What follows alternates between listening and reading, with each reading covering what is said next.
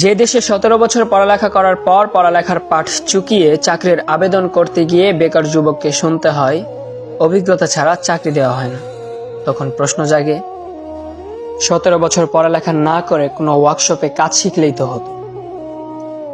যে দেশে পাশ করার 4 বছরের মধ্যে বিয়ে করতে গেলে পাত্রীর মা প্রতিষ্ঠিত পাত্রের দোহাই দিয়ে বিদায় করে দেয়, তখনও প্রশ্ন আসে 17 বছর পড়ালেখা না করে ব্যবসার চিন্তা করলেই তো হতো, কারি কারি টাকা থাকতো। এ দেশে সার্টিফিকেট আর 2 টাকা পুরনো নোটের মধ্যে আদৌ কি কোনো পার্থক্য থাকছে?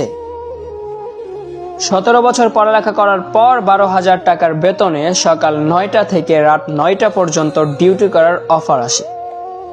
তাহলে নামের আগে গ্র্যাজুয়েট, ইঞ্জিনিয়ার এসবের কি দরকার?